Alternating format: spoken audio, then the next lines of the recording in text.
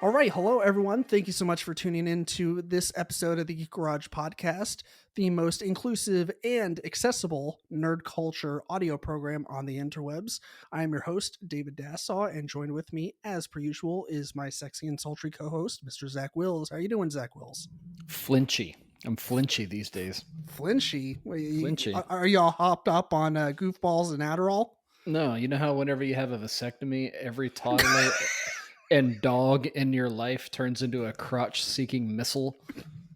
Um, I know like the second part of that, where just like dogs and children turn into a crotch-seeking missile, minus the vasectomy, because you know. But I'm assuming that's what's going on. Yeah, well, the lizard brain really kicks in anytime somebody gets near.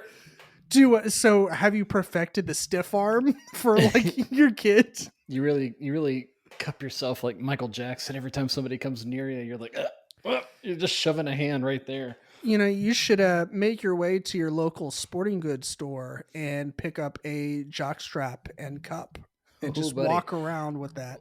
I'm halfway ahead of you because when you have it done, they give you this sexy little number to wear. Oh boy. It's a jock strap. You know, one of the assless things that just has the straps that go under each cheek with the full on support. Yeah. Oh my god, that is so sporting hot. that for about a week. Yeah. That is sexy as hell, my dude. My wife's like, yeah, I'm gonna buy you more of those. I secretly kind of hope that she's like weirdly into it. She is. Yeah. Well, depending on how you feel, that could be good news, could be terrible news if it's wildly uncomfortable. No, but it really does help. Pro tip: if you ever have one done, wear it. Even though it's weird and uncomfortable at first, wear it because it really does make a difference. Yeah, I bet. I mean, you gotta. Well, I was gonna say you gotta protect the family jewels, but I mean that's kind of not what you're doing anymore. You're just trying to protect what's left. I guess. Sure. Anyway, let's talk about my balls. Yeah, let's segue into something a little bit more appropriate for what we typically cover on the podcast. What we're talking about today, we're doing another marvelous adventure. Yay! Aren't you excited? I'm excited. I liked it. I like these. It's been a hot minute since we've done one of these. I can't remember the last time. Maybe about 10 episodes or so ago. It's been a while, so I'm excited to get back into this. I think we're going to start doing at least one of these a month. So I think that was kind of the plan, but then the holidays kind of derailed everything, and so we're finally getting back into the swing of things and getting a regular kind of schedule going. So yeah, but today we are we're covering Iron Man 3 and Thor: The Dark World. And for anyone that's new to the podcast or has recently started listening, we're doing these episodes, our marvelous adventure series. One as a recap for me and for everyone else, I guess, that has already seen it, but mainly because Zach, you can fill the people in. You kind of missed a lot of these films, correct? All of them, really. Yeah.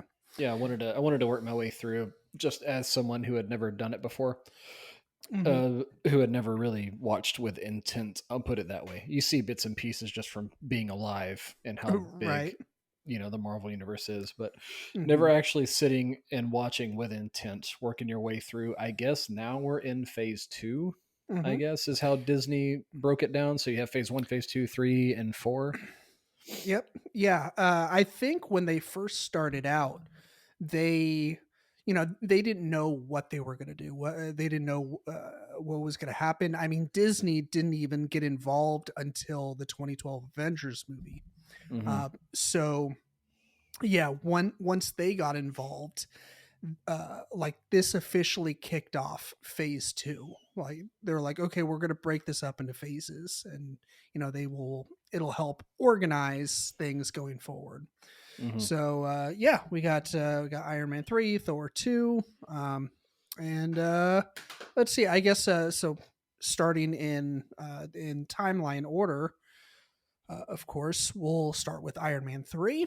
Let's see. It was directed by Shane Black, I believe.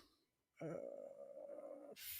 I It would have been smart if I had all this pulled up. Yep, Shane Black. Okay, Shane Black, and it was released in 2013. Actually, both of these films were released in 2013. That long ago, really? Yeah, yeah. So, God, we're old. what, 9 years? So, Jesus. yeah, crazy times. Um, but yeah. So, how'd you feel about Iron Man 3? Likes, dislikes, uh, strong opinions? I liked it. You did? Okay. Next movie. Quite thorough, good sir. No, I did like this one. I said before, I've always liked Iron Man as a character when I started this whole adventure that we're doing. Yeah. And I think I liked him because he was kind of rooted in reality. And I expressed interest in like Batman and Mm-hmm. who else is like rooted in reality, kind of like that. It doesn't matter, but you get what I'm saying. So Yeah. you have like this ultimate depiction of that because he's coming off of all the events that happened in New York, right? And he's having these panic attacks and he's having what we presume to be PTSD. Mm-hmm. So you have this element of this superhero having to deal with these very human emotions and this very human trauma. Right. I liked that aspect of it. I Mm-hmm. thought that was a really, really cool thing to experience with the character, if that makes any sense. It makes perfect sense, and I actually I think a strong argument could be made that both of these movies explore explore the life of these characters after Avengers 2012 and the repercussions of those events. But Mm. yeah, I totally agree. Like that was one of my favorite aspects of this movie is they didn't just like toss aside like, oh yeah, like he's fine, like he saved the day, and it's all back to normal, on to the next villain. Like they actually took the time to explore, like, hey, like Iron Man, he's just a dude. Sure, he's super fucking smart. And he's got a suit of armor, but he, at the end of the day, he's just a dude. And he flew himself and a missile that was going to basically decimate part of Manhattan, and he flew it into a wormhole. Uh, and then he came back down and crashed into the ground, sort Mm-hmm. of. The Hulk caught him, but yeah, and this movie actually took the time to explore the effects of that, like you said. So yeah. Um, let's see, what do we got? I jotted down some notes.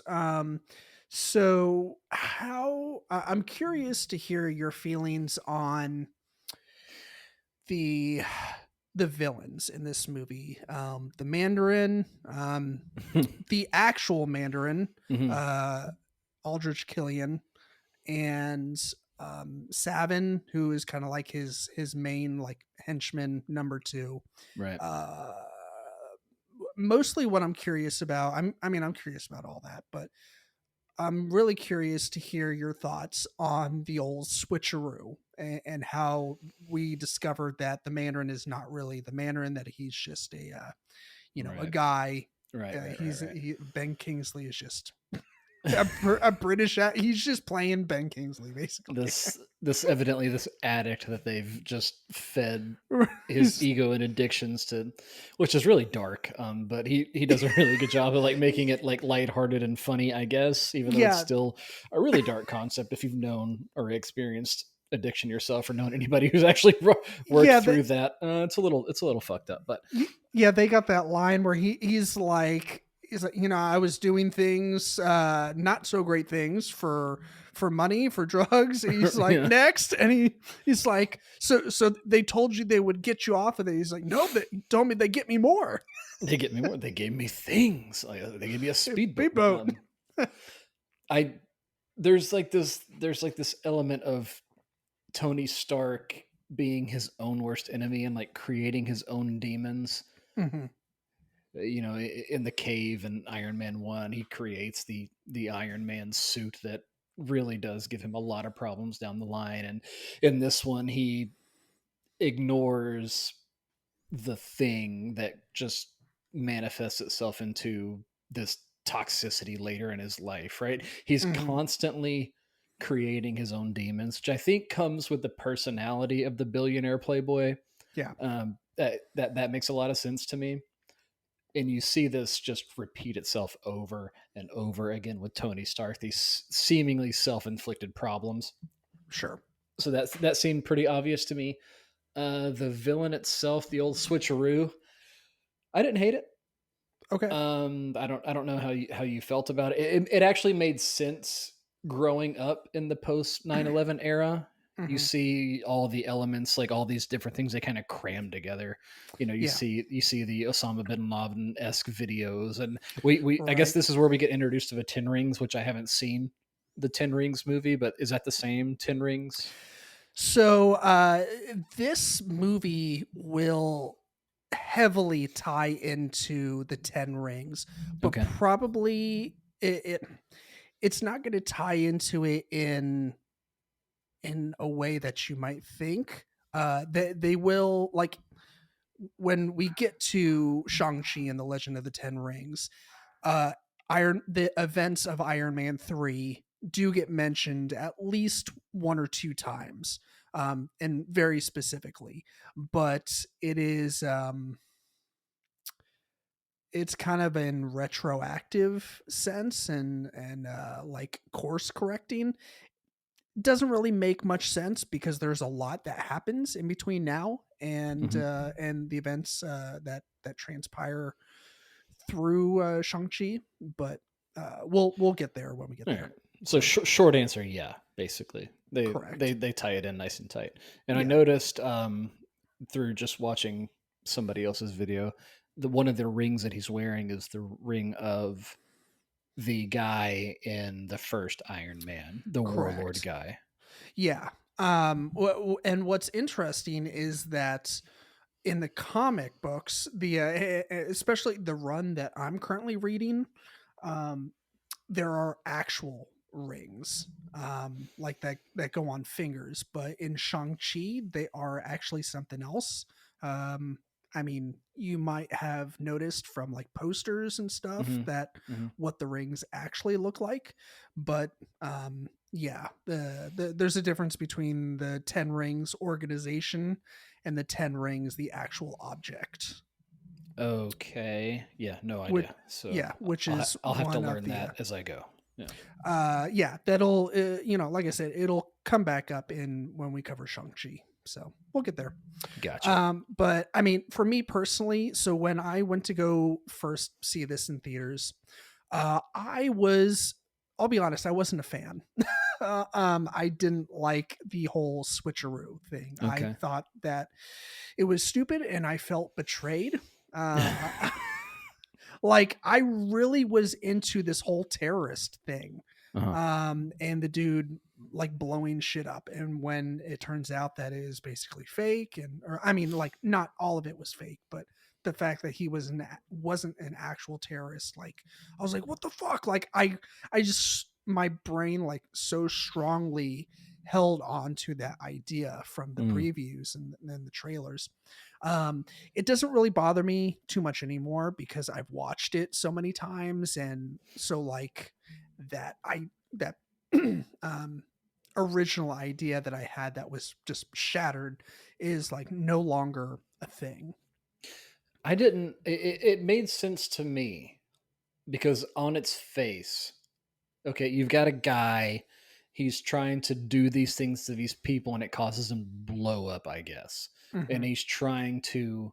hide that under the guise of this fictional character, which is like that classic look over here, but I'm actually, you don't see what the other hand is doing Right. sort of technique.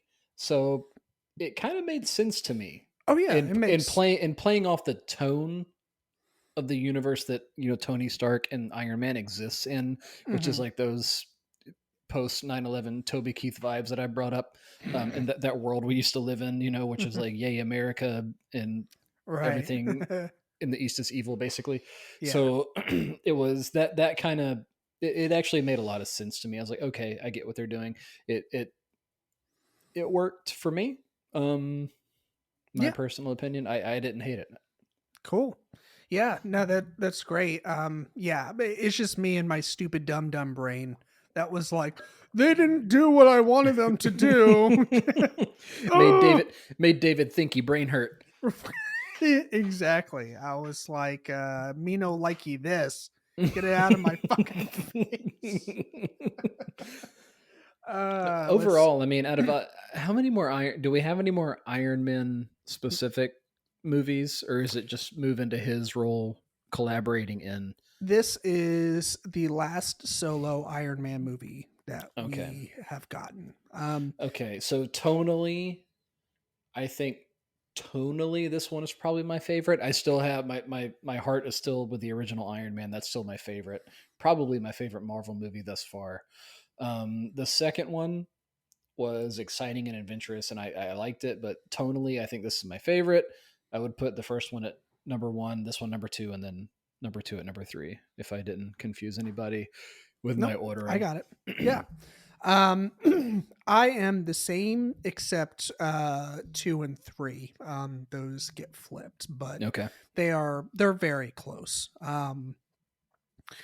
Let's see. Oh man, I just had something in my head, but I totally lost it. In your head. I'll tell you what was fucking crazy. This dude changing suits like he's in a musical. Dude. That last scene on that Oh frigate or that cargo barge where he's just yeah, like running through suits like crazy, just jumping. yeah, That was pretty wild. yeah. That was The fun. house party protocol. Yeah, In the clean slate protocol. That was pretty cool. And when the whole gang shows up, and I was like, oh yeah. yeah. It was fucking dope. I when Rhodey's like, "Is that?"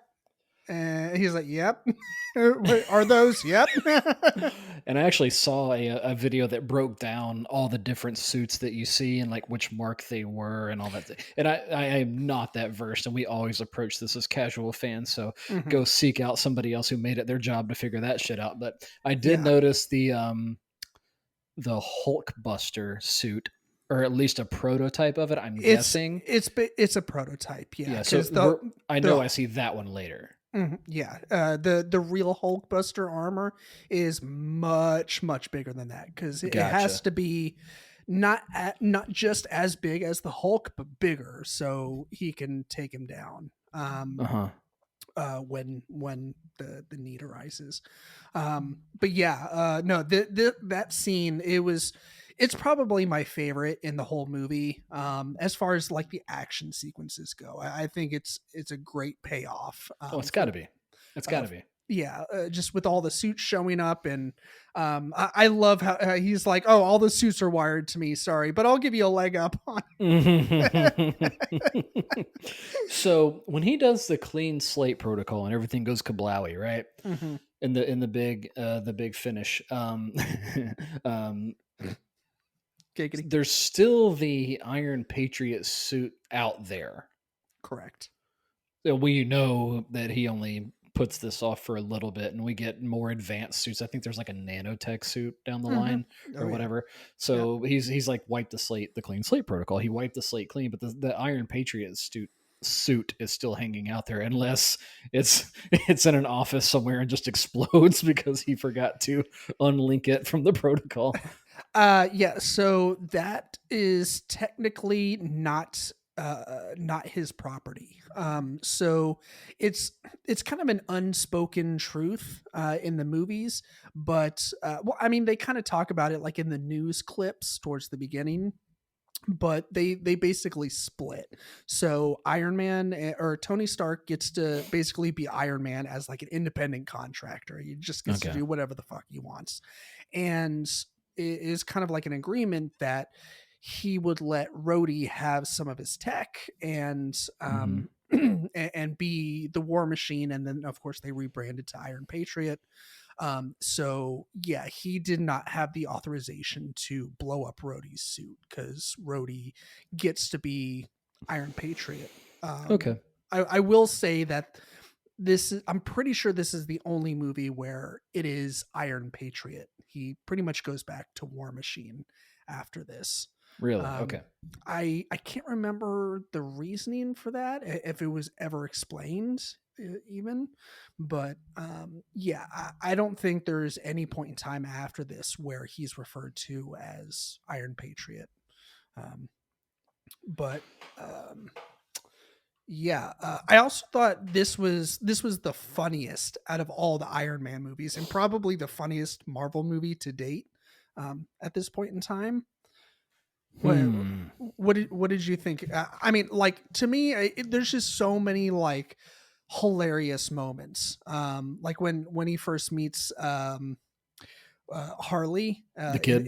yeah, in the Yeah. garage, and he's like, yeah, mom's at work and dad, he went to go get scratchers, and I guess he won because that was like 6 years ago. He's like, yeah, parents leave, no need to be a pussy about it. A little rough. Dude, he's rough on this fucking kid, but I mean, I think He does it he because he can take it. oh, he does it I think because he sees himself in the kid Yeah. and because he knows he can take it.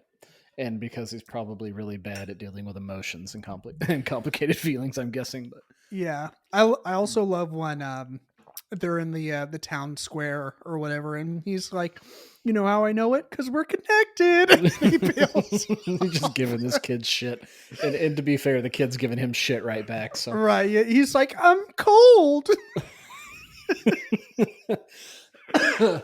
Yeah. oh fuck. Yeah. There's just like so many other like hilarious moments. Did Favreau have his hand on the ball in this one? Was he No, he. I think he might have been a producer.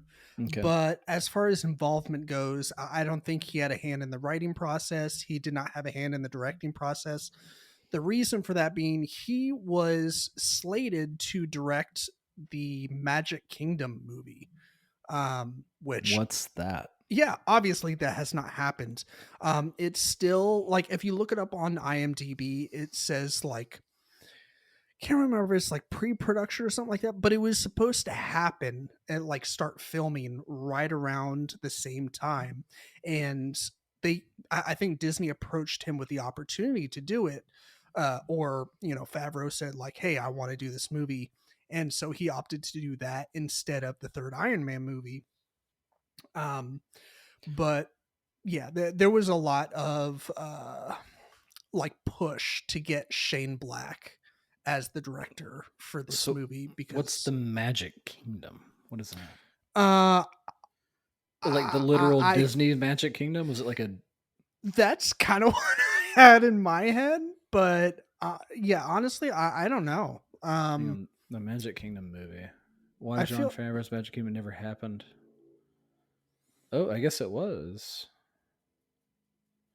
Favreau's original vision would have been the Night at the Museum of Theme Park movies. yeah, that's what I kind of remember Okay, so I guess it reading. was supposed to be like that. Okay, all right.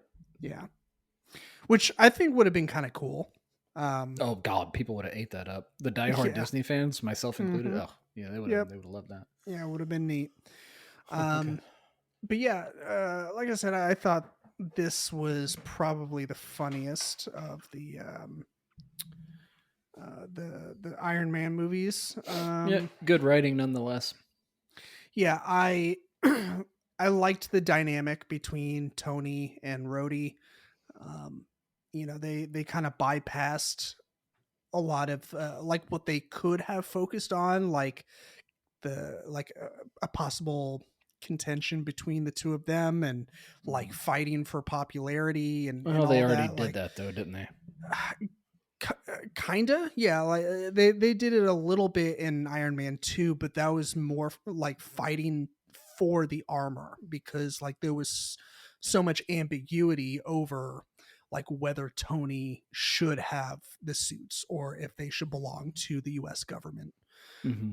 Um, but yeah, I'm glad that they did a little bit of they kind of they didn't make you feel like an idiot as a viewer in terms of their relationship. They just kind of they were like, here's their relationship, like they're best friends, you know, and we're not going to present you with any like weird little like backstories or whatever. So I kind of like that aspect about Mm-hmm. the movie. So um we should talk about Pepper kicking ass at the end and laying the smackdown.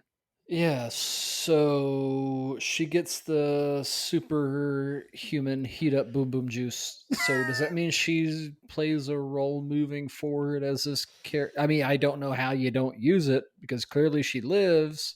Is she? Does she die from it? I don't know. No. So at the very end, you see her being operated on. Yeah. Um, so that was to remove extremis from her body. And they did that successfully because they don't I don't think they explicitly say like, "Hey, the surgery was a success," but it literally never comes up again. Spoiler alert, I guess. Okay. All right. But it never comes up again, really. But the moment of like Pepper kicking ass and saving the day at the end, like Right. I fucking loved. And then she like, she throws the spear and she takes like the hand off of the suit and then like Mm-hmm. punches and Tony's just sitting there like, I got nothing. Well, Usually he's got something smart ass to say, right? yeah, and I think that was the point of that scene is for him to just be like, I'm all out of words. Yep. Like this takes the cake. Congratulations, honey. Yeah. So that was really cool to see her just being a fucking badass. So they take away the superhuman aspect from her. Yeah. I mean, uh, you know, I definitely had a part of me that wanted them to like leave it so Yeah. she could be a superhero. Yeah. But at this point in time in the Marvel timeline, Extremis is still very volatile in terms of it being safe. So I mean, because we Yeah. see so many people just fucking exploding because they can't Right. what is they it's not maintain but Regulate. regulate. Yeah. Yeah. So I think they try to stay true to the comic book universe as well too. So they probably didn't vibe with whatever happens there too. Not that it's Sure. like lockstep in line, but they at least try to stay true to like the character development and all that stuff. At least a little bit, I'm gathering. I don't Right. know because I haven't read the comics, but it seems like everything that happens seems to at least allude or play off of something that's happened. And I think shoving new characters into it, Right. I don't know if they're trying to do that so much. At least I haven't gathered that they're trying to do that so much. Yeah. Yeah. Not so much. At least not right now. So um yeah. Let's see what else. I liked it wasn't really a montage, but Tony like going to the hardware store and like home aloneing it, like just getting stuff to make like homemade bombs and whatnot. So he could Looking just like Walter White in Breaking Bad, piling a shopping cart full of just everything. yeah. Um yeah, it kind of reminds me of that scene. It was in the first season where he sends Jesse to the hardware store and he's like, you need to get Mm-hmm. a tote with like the number 3 on it. It has to be the number 3, or I forget the number Or when he arbitrarily. runs into the other guy who's air quote smurfing in the Oh hardware yeah. store, and he confronts him, Yeah. and he tells him Yeah. what to buy, and he meets him in the parking lot and tells him to stay off of his turf. Yeah. Um Yeah, doesn't he say like at first like try and help him out? Yeah, Like he tells him what to buy, and then he goes out into the parking lot and meets the guy at the car, and yeah, the other guy who's evidently the cook and sent this guy in to buy this shit tells him, stay off my turf or stay at yeah. whatever, but Get off my lawn. get off my lawn. Get off my plane. Get off my dude, what are you talking about? Get off my plane. Yeah, anyways. I actually got to text that to somebody and actually meant it. Yes, because you're a pilot. Well, no, because they were moving airplanes around and they were putting us on another one, and I knew the guy on there, so I texted him that gif. I was like, "Get off my plane." That was fun. Moving on. Yeah, it's funny you said GIF. Did you see that thing that popped up in my Facebook memories today about the pronunciation of GIF? The GIF versus- GIF debate. No, I didn't Yeah. see it, but Yeah, it was from a couple years ago, but it was I think it was a Tumblr post, and someone said God themselves, along with a million angels, could descend from heaven and say it's pronounced GIF, and I'd be like, okay, whatever, Jod. I wince every time I have to say it because GIF just rolls so much better. And I don't know why we bastardize everything else in the English language. We can't just make it GIF, but we Mhm. have to do it graphic interface, whatever it is. It has to be GIF. That's the right way to say it, I think, right? So I believe the inventor of the GIF format meant it to be GIF, but GIF really is like, I think if you Google it, Google will say that you can say either way. But Bullshit, Google. Pick a side. I'm right, tired of having this debate. Yeah, no, I mean, honestly, I think it's GIF, and not I just think because, it is too. not just because Even though general is a word with a G, graphic interface, whatever the acronym yeah. is for, the G, the hard G. This isn't what the podcast is about, but But you know what? This is what fucking nerds talk about and argue over. So it is still on brand for the podcast. I guess it's so frustrating for me. But Yeah, that's the hill I'll die on. moving on. Not just the pronunciation of GIF, but the fact that we can have these silly ass arguments on the podcast. I guess I don't know. Yeah. I think it's GIF, but GIF just sounds better. Moms Yeah. like you choose GIF. Yeah, it's because of the peanut butter. I also, for some reason, when I think of Jif, I only think of crunchy style peanut butter, and I'm like, gross. I like the crunchy. Yeah, I think it was the crunchy. You know what? I don't think I was ever destined to enjoy the crunchy peanut butter, but any chance of me potentially enjoying it was ruined when I was a kid and someone made me a PB&J sandwich. I was at someone else's house and it was crunchy peanut butter. And I did not know that crunchy peanut butter existed. And I bit into the sandwich and there was a fucking crunch to it. I was like, what is wrong with this goddamn sandwich? My exact words as a 6-year-old. What did you put in this sandwich? Is this a shit sandwich? Are there chips in here? Did you put some ruffles in here? Yeah, that ruined any potential chance of me enjoying crunchy peanut butter. So as a kid, and you grow up working class or poor, you eat a lot of different sandwiches, right? So we would have a lot of ramen. Yeah, a lot of ramen. Well, no, we weren't that ethnic in our house in the Bible Belt. We get that Oriental flavor. We would sometimes go to the Chinese theater later. No, but we would sometimes have bacon sandwiches, like you do a BLT, right? Mm-hmm. Well, I had a buddy growing up. I think he died. Doesn't matter, but. He offered me one time as a child. He's like, do you want a bacon sandwich? And I was expecting what I'm used to. We would even toast the bread. We get fucking fancy, right? Mm-hmm. No, he hands me, no shit, microwave bacon on untoasted white bread. And I was like, Even I'm not this white trash, sir. Wow.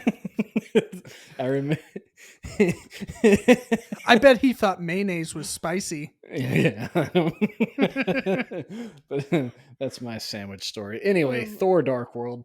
yeah. Um, Yeah. So I guess no further thoughts on Iron Man 3, The no, Prince of Iron.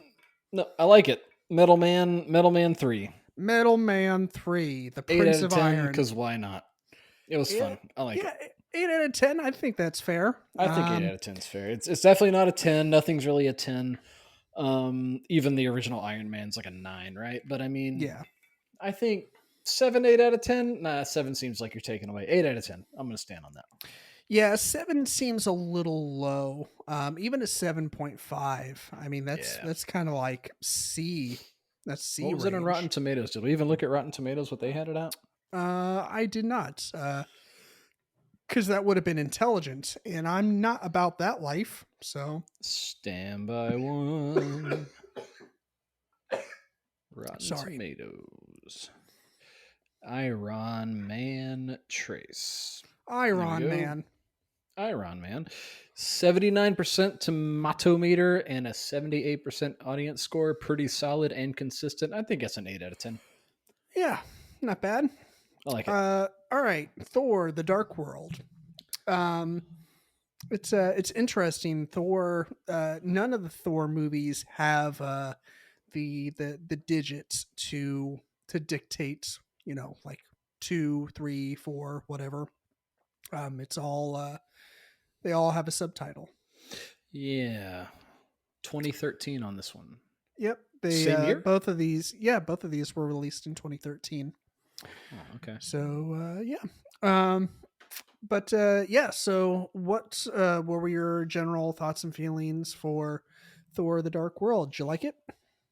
Sorry, I'm just looking at director Alan Taylor. No Mm-hmm. Favreau on this one either. Okay. This Nah, one, he didn't have any involvement in pretty much anything else except for Iron Man. oh, okay. All right. Well, this one, watching these two in order was a pretty heavy shift. I Oh think, yeah. at least I felt, because you went from something that was, like I said, and I felt was really rooted in reality to this other like fantasy world. So it was like you're Mm-hmm. going from the Dark Knight to Dungeons and Dragons or something. Like it was just like Like way Superman. the other way, way the other way. Yeah. Um, Overall, though, I I liked it. Okay. It didn't blow me away, but I was into it. I liked it. Sure. I don't know. I don't know if you felt the same or if you had any gripes about it. I don't really have any like gripes. It was fun, Sure. but Yeah. it didn't captivate me. I like the character. I've always been a fan of the character, hmm but this one it was fun, but it didn't. I don't know. I don't know. No, I totally get where you're coming from, and I'm around the same plane of existence, I guess. I remember going to see this in theaters and like laughing my ass off, like just having a grand old time, and I still really enjoy this movie. He is a Um, funny character, isn't he? They really try to inject a lot of humor into this one. I think you kind of have to. Because Thor it's it's from legend and from mythology, Yeah. so and to fit that into the Marvel universe where things for the most part are pretty lighthearted. um what makes the humor work is that it doesn't feel forced, at least in my opinion. Like Mm. it doesn't feel like they're trying to make it funny on purpose so that you know um to break up the oddness of going from like Iron Man, someone that's Yeah. rooted in reality, to something more fantastical. Well, it's almost like you're trying to make a bunch of middle schoolers read the Iliad. Like you gotta, Sure. you're really trying to tie in the modern with the whole Greek tragedy aspect of it all, with the the father and the mother dying, and just hmm the love interest that they. I don't know. I don't know. How do you feel about the whole love interest between Thor and Jane? I like it. You think it works? You think it fits well? I so I don't think it fits like a glove. At times it feels almost borderline forced, I think but it does too. it never bothered me. Um, maybe maybe because I fucking love Natalie Portman and she's kind of my hero. Sure. Um, because not only is she incredibly beautiful, but she is super talented. Um, she is like she like quit acting for a period of time to go back to what was it, Harvard? Um, I don't know. Maybe. yeah, she went to Harvard Okay. because she could, and so she's Like a Ivan and badass. Rocky. He was a scientist of some kind, right? Yeah, just like that. Just like that. Just like Rocky. You know, Yeah, I mean they're basically the same person. same movie. No, but I no, but I like I don't hate. It's like they were at the table in the writers' room, and they were trying to hash out like the mythology, and it was like a Greek tragedy, and they were like, and he loves this lady, and everybody else at the table was like, yay! And I don't know, like Yeah. Um, it's almost like you kind of had to. Maybe that grounds him more in the viewer's reality, and maybe sure. that makes him more relatable. And you got to have a love interest, I guess. At least that Yeah. sort of it adds a layer of conflict. Okay, fine, but I don't know. They did a great job of it. Like it didn't feel obtuse or like they shoved it in there. Like it works, but I don't know. Right. Did it Yeah. have to be there? Did it have to be there? I don't know. I'm glad that they kept it in there, because even though she does not reprise her role in Thor Ragnarok, the next Mhm. Thor movie, she will be coming back for Thor Love and Thunder, which is due to come Excuse out. me. Yeah, that's the next Thor movie coming out this year. Oh boy. Okay. Yeah, and I don't know how this works. It's in the comic books, but she straight up becomes Thor for a period of time. Hmm. Not sure how that happens, but it happens. And yeah, so I'm really excited for that. Love and Thunder. Yeah. Sounds like a club you don't tell your friends you go to. Today, this week's hottest nightclub is Love and Thunder. This club has everything. It I'm telling you, has. it could be one of those like those clubs that yeah, well, I won't tell this story, but You mean the underground sex club? Mhm. Dominic's? Yeah, we won't talk about a mutual friend on the podcast. I think I know exactly who you're talking about. I'm so Yeah. sorry. This is only funny to me and Zach. Yeah. But When you have someone who's involved with that world who tries to explain it to you, and you're very close-minded at the time, and I apologize if they ever hear this. You know who you are. we love you. I should have listened better, and I apologize. We're all assholes when we were younger. Oh, I sucked. I sucked all around. But go on.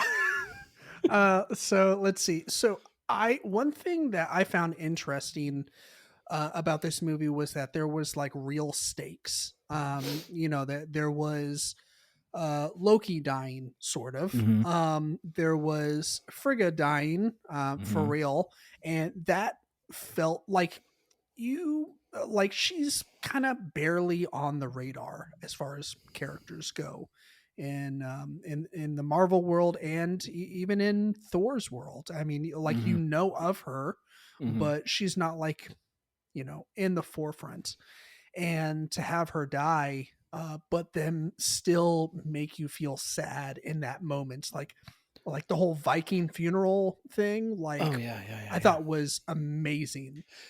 Well, Um, that and they really gave her like a hero's death because they gave her that moment. Who was the dark elf, the leader king guy Malekith.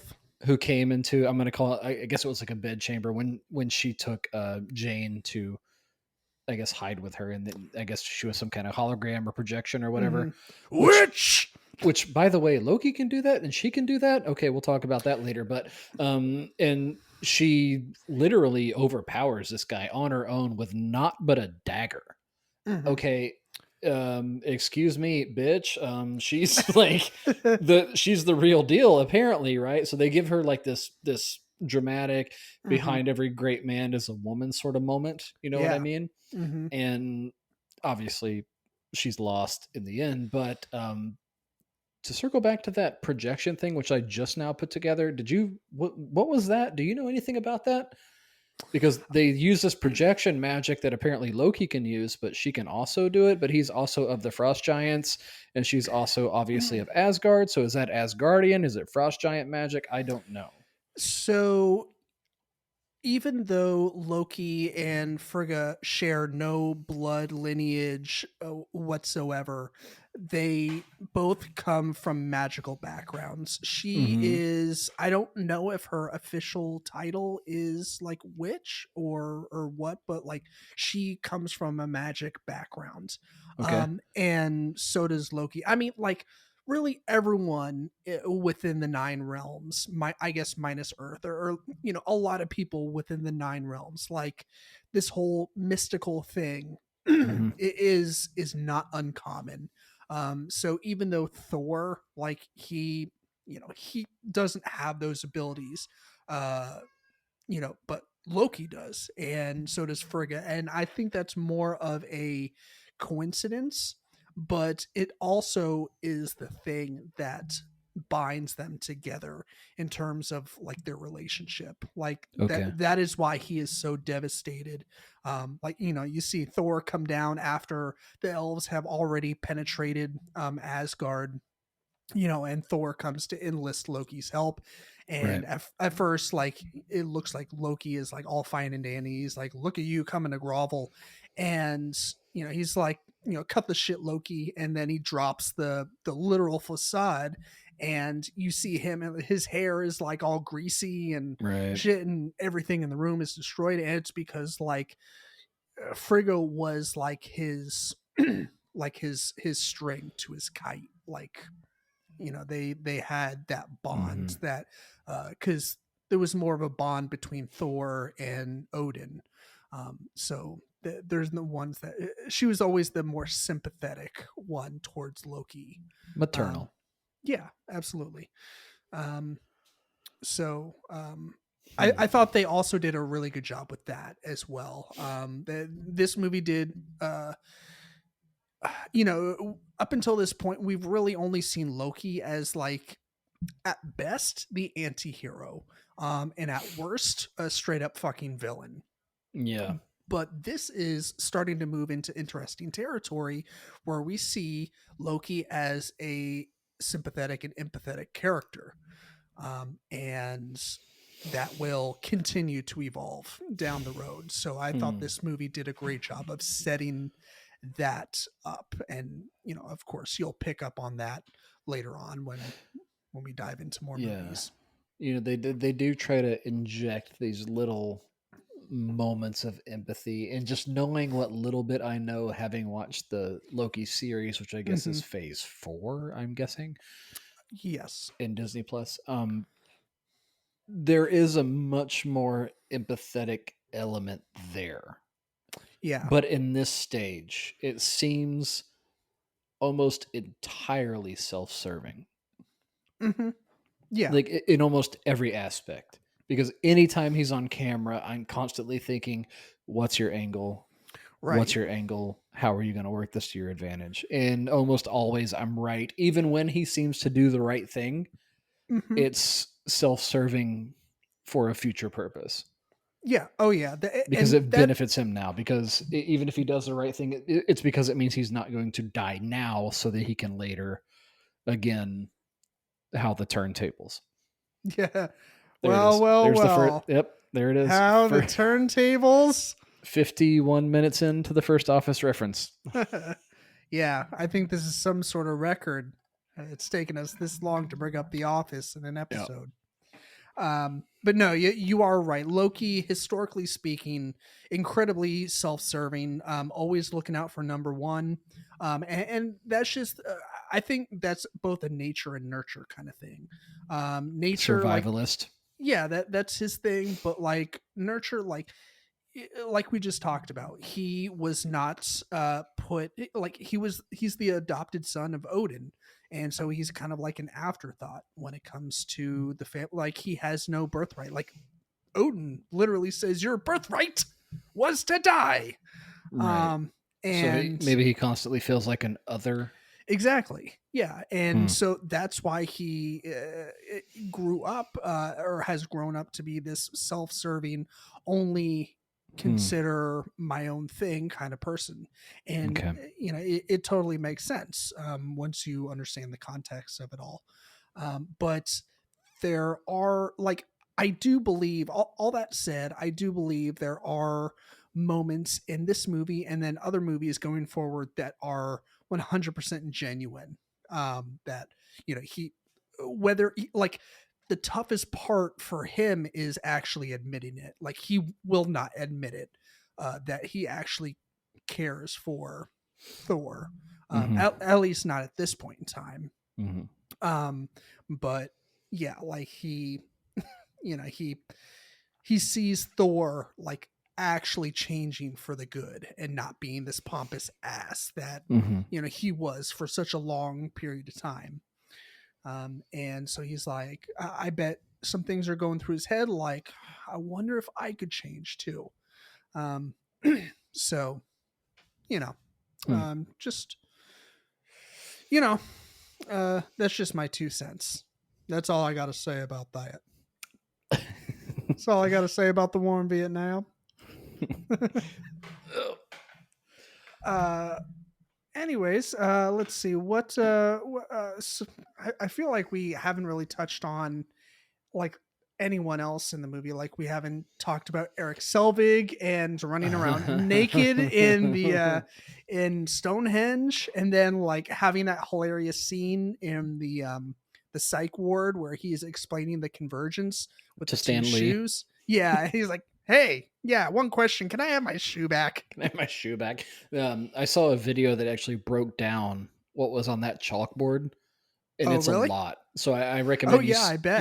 you seek that out, because that none of that was by accident, and it's way too much for me to even try to like take notes on, and I wouldn't Wow. even try to shove it in this podcast. It's a lot. That's So, actually kind of surprising that it's not just like pseudoscience. Like dude, there's actually. nothing in these movies means nothing. Like, I don't know if it's like pre or post Disney getting their hands on it, or how.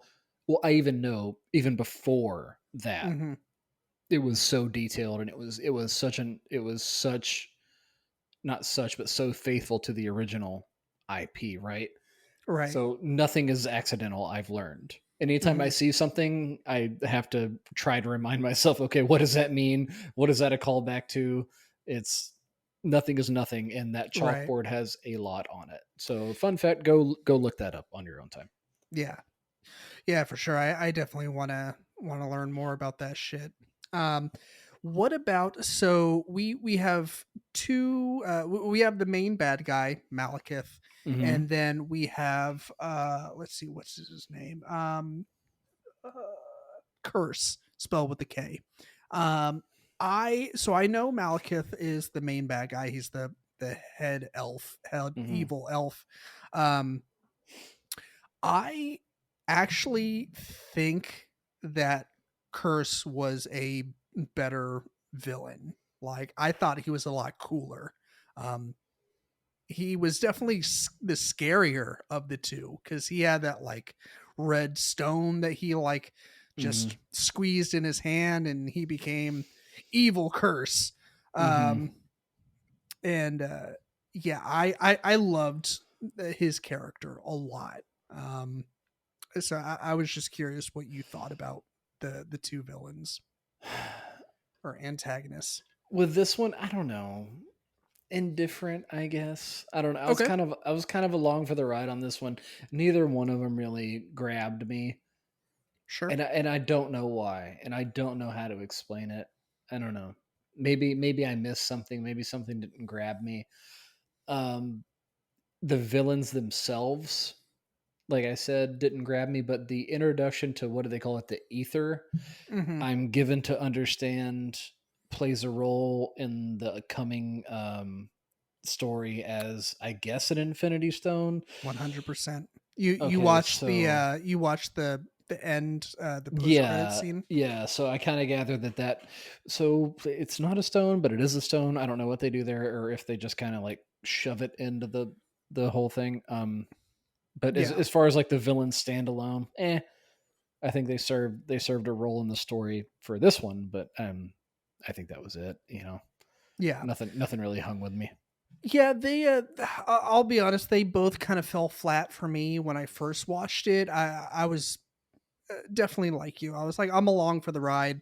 It's big dumb fun, and I didn't really put too much stock in them. But over Yeah, the years, since I've watched this movie more and more, I kind of pay more attention to things that I hadn't really previously paid attention to, and one of them happens to be uh, Malekith and Curse. And yeah, I just love how like Curse just hands Thor's ass to him, like on oh yeah, yeah. He whips the him. yeah on that I don't know if it's the Dark World or I forget what that planet is called. It's one of the nine realms, There's I a believe. lot But of interdimensional oh, jumping around in this one. I think it's called Svartalheim. Bless you. Svartalheim. It does kind of sound like Gesundheit. Gesundheit. Um, Svartalfheim. Okay. it's a good one. But yeah, yeah, I thought the villains were okay for the most part. Nothing fantastic, but also not terrible. So No, it was fine. yeah, Which I mean, kind of sucked. I mean, it was like the second. What was the second one called? Curse. No, no, no, no. The second movie. Oh, the Dark World. No, not Dark The World. one. What came before Dark World in the Thor movies? Where they had all the Um, they fought the frost giants. Or was that the only other Thor movie? uh, yeah, that's the only other Thor movie that Oh, we've. because this is the second one. Okay, yeah. Yeah. I don't know. It felt like that. Okay. You had the frost giants in this one. You have the dark elves, and I don't know if you ever hear from them again. I don't know. I don't think they really come up again. Yeah, I mean, it felt like that. Kind of like the frost giants. Like, we fought them. Yay, movie. And then the dark elves. Yay, Sure. movie. That kind Yeah. of thing. Yeah. I definitely get that. Right. All right. Anyways, final thoughts and star rating or grade or whatever. I don't know. Is it too rough? Is it too mean to say 7.5 stars? I don't think so. Let me see what I have it pulled up here. I'm probably gonna give this one an 8 as well. 8 as well. And it's 66% tomato meters, 75% audience score. Not bad. 7.5, 8. yeah, I think it's fair because I mean it does set up a lot. You get a lot of the good stuff with Thor and Loki that is going to be moving forward, but eh. yeah. This, like you said, this movie does put a lot into play, um, going forward. And So with the stone, which stone is this? Is it the this is the reality stone. reality stone? Okay. Okay. Have I So been introduced into any other stones moving up no, to this point? nope. I've only been introduced to the Tesseract, which wound up on Asgard, which they used Okay, to. sure. So yeah, Tesseract. My apologies. I forgot about the Tesseract. Um, Did they make that into a stone? Is that a stone thing? that becomes a stone as well. Yes. Oh, okay. Um, I did not know that. Okay. yes. So the Asgardians have a hold of two stones. Yes. So if you recall in that mid-credit scene when they go to the collector, and at the very end he's like Right. one down, five to go. 5 to go. Right. But before that, they said, why do you feel that it's safer here rather than on Asgard? And they say, we just don't feel it is safe to have. To have two stones so close to each other. Okay. Yep. Right. Okay. And Now I'm there. that is pretty much the very first time that they are like that the Infinity Stones come up in conversation, which, um, I mean, other than Thanos having his very short reveal at the end of Avengers, Yeah. this is the only other hint as to like what direction they're heading in as far as like the long Got it. game. So Um, the idea of the Infinity Stones, is this a new age thing, or is there any, I don't know, you've just started dipping your toe into the comic universe. Is this a play on anything from back then, or is this yeah. strictly like new age stuff? Yeah, so the stones are 100% from the comics.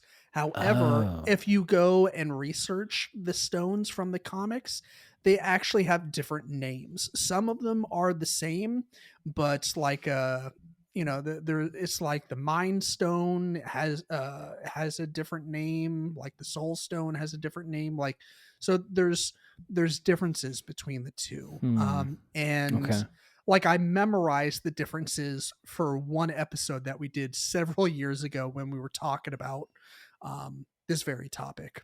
Oh, okay. But there are some differences between the names, but yes, they are very much in the comic book lore. This was taken directly from the source material. Okay. Well, that's cool. So I didn't know yeah, that.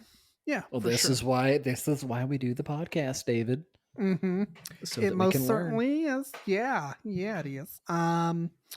Anyways, so that was good fun. How about some shit that doesn't suck? Shit that doesn't suck.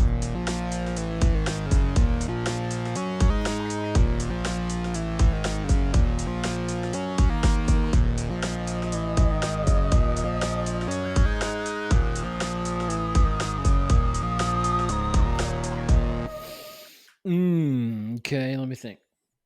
We talked about gemstones. You're still up on that. I'm still watching Gilded Age. Mm.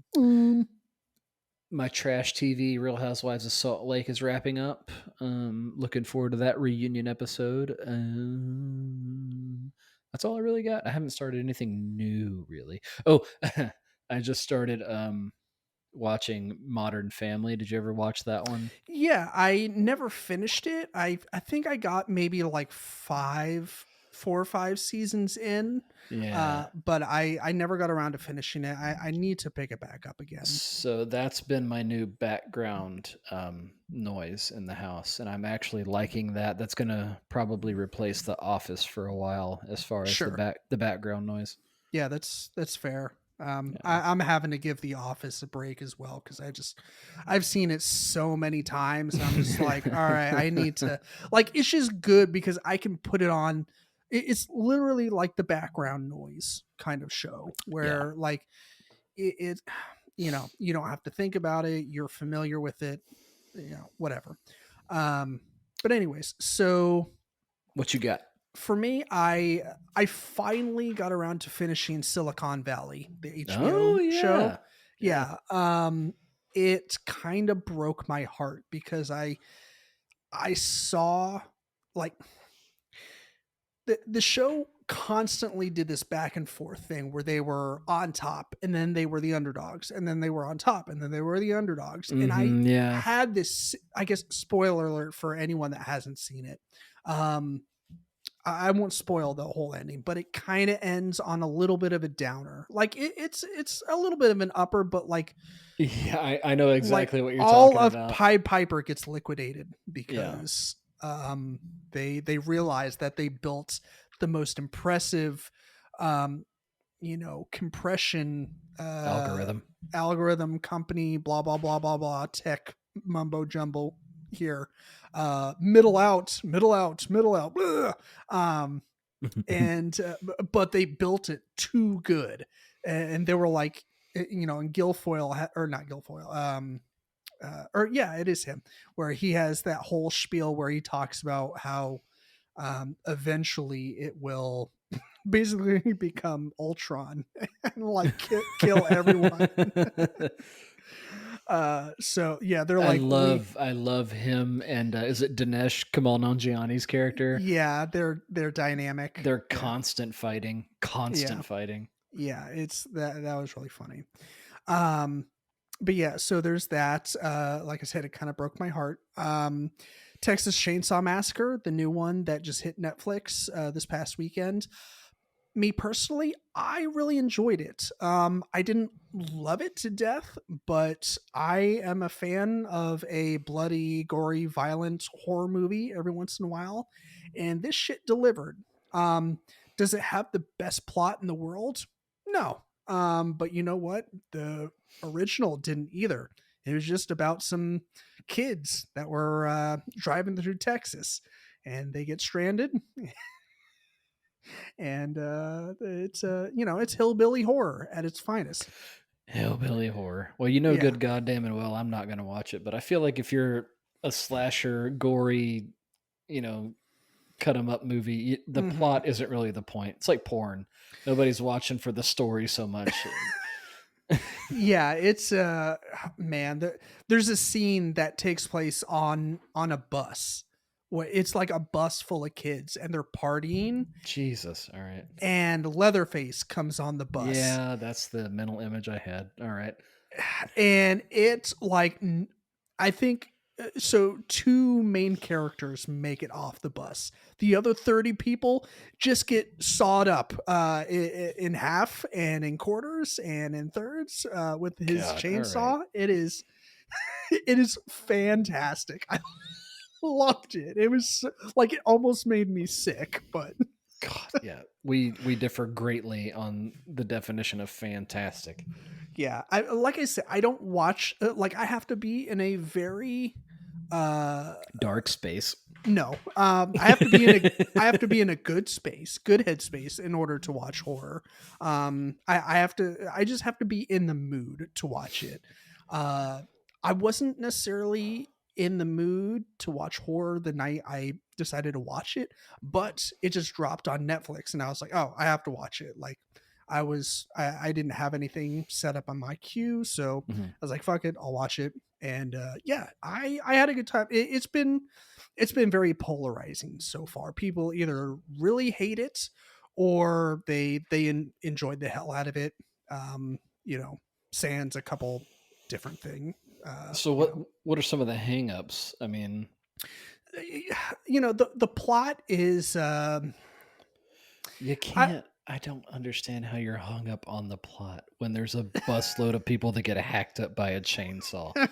Try shoving that into the notebook. How are you hung up on the plot? yeah. Yeah.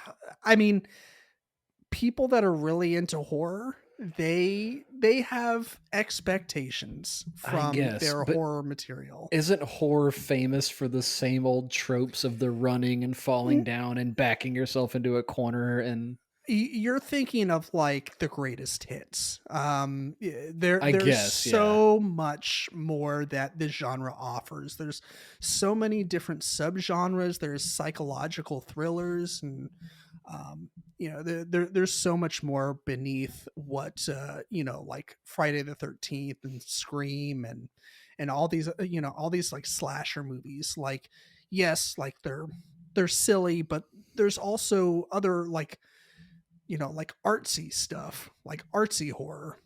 Okay, all right. So there's a lot more out. I can if you really are interested. Nope. Okay, I won't make you a list then. I'll go fuck myself. I can't do it. I've tried with horror. I have way too active an imagination. I will dream about it. It's why I had to stop watching The Walking Dead. It's too Well, in that my show head. just sucks. It did, but I mean, anything I watch, and we've talked about this over and over, so I won't. But I have such an active imagination. Hmm. My mind just clings to things, Yeah. and it's like when I got really into Hamilton, and I would wake up and dream about Hamilton. So I had to stop. So that's how I was with The Walking Dead. I was having zombie dreams, and I just had to quit. I No, just that's my yeah, mind that's works that way, and I will have fucking Texas Chainsaw Massacre dreams if I watch that. no, that's totally fair. I mean, horror is not for everyone. That's definitely not And for me. I mean, it's barely for me. Like like I said, I feel like I'm a casual fan of horror. I cannot be filed uh, uh, as like a true like horror fanatic, because those people take the genre super seriously.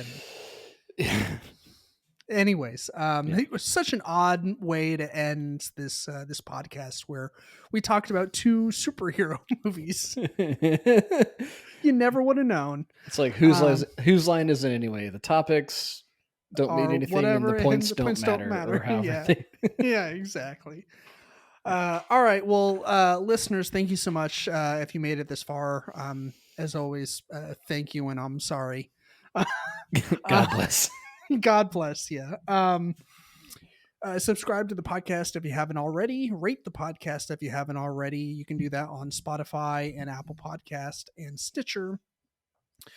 Go check out our Etsy shop. All the links for all this will be in the show notes below, in the description.